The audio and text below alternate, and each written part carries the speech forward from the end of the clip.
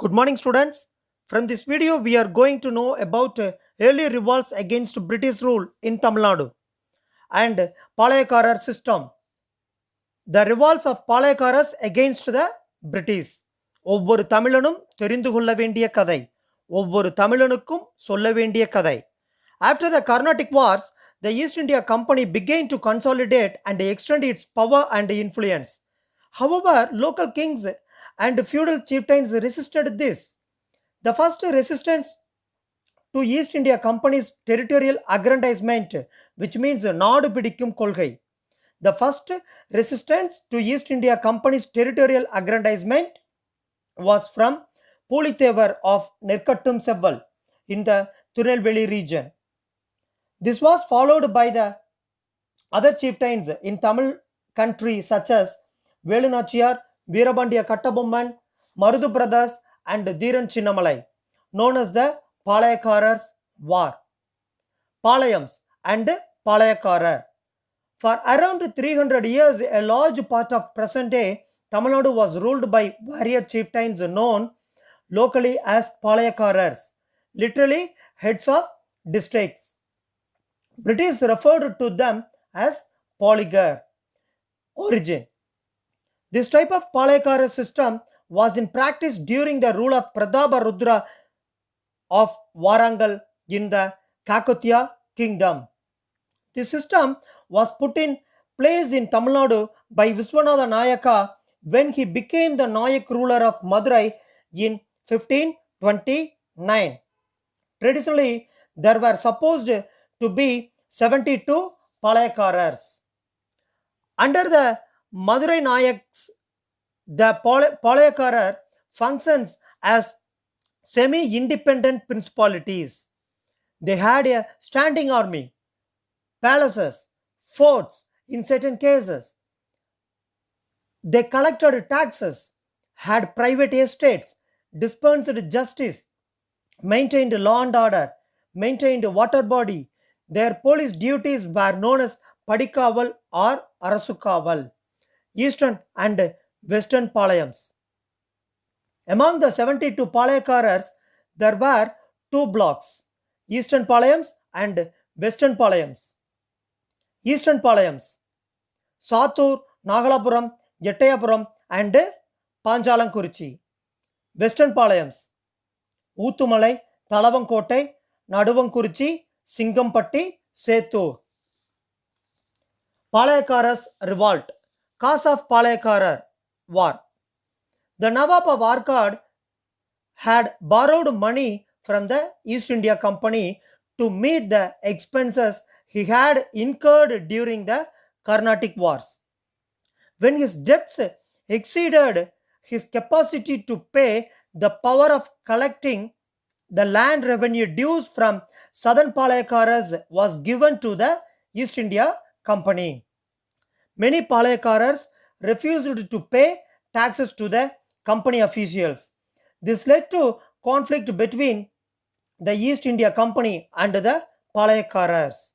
Revolt of Pulitevar, 1755-1767.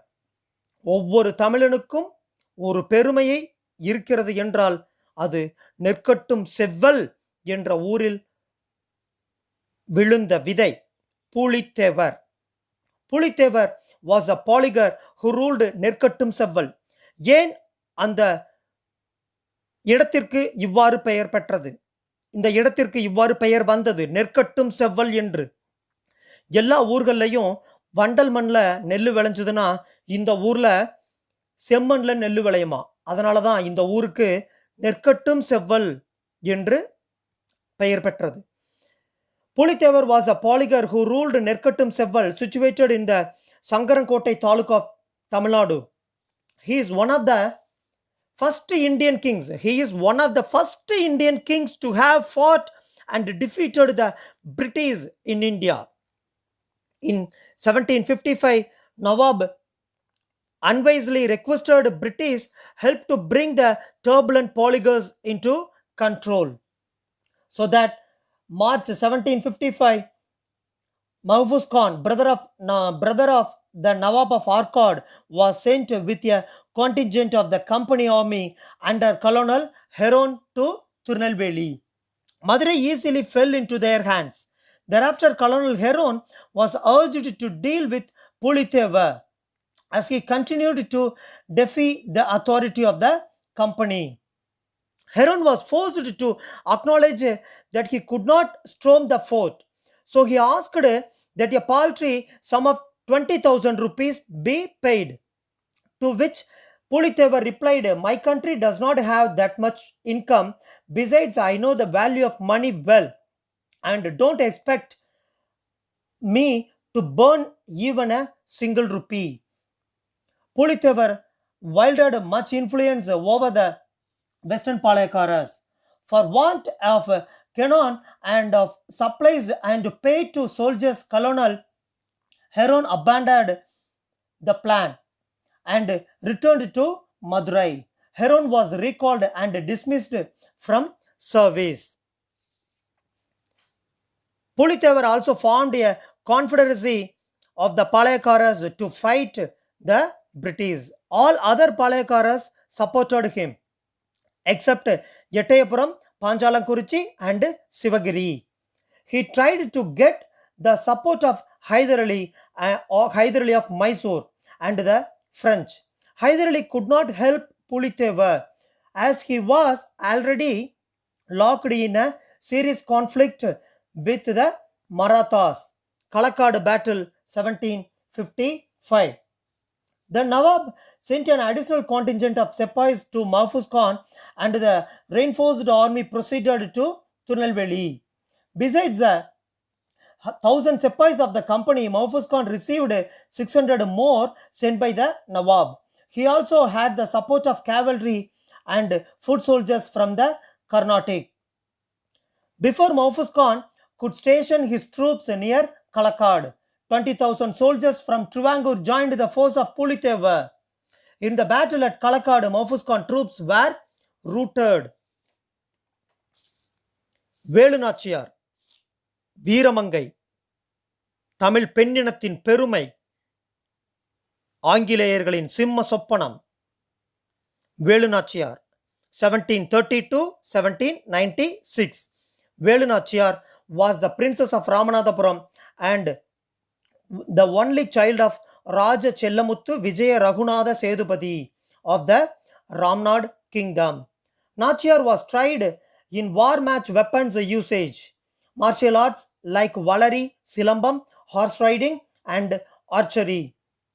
She was a scholar in many languages and she had a proficiency with languages like French, English, and Urdu. She married the king of Sivagangai. She had a daughter. When her husband Muthu Vaduganatha was killed by British soldiers and the son of the Nawab of Arcot, she was drawn into battle. She escaped with her daughter.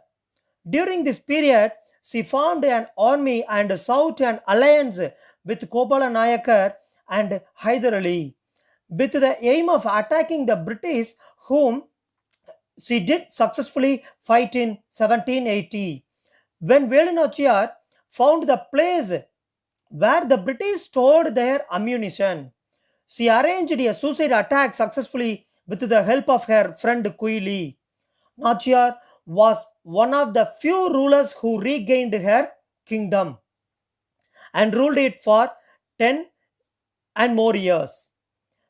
In 1790, the throne was inherited by her daughter Vellachi Nachiyar. Velunachiar was the first queen to fight to the freedom from the British in India. She granted powers to the Marudu brothers to administer the country. In 1780, Velunachiar died a few years later on 25th December 1796. Thank you, students. Thank you for watching this video.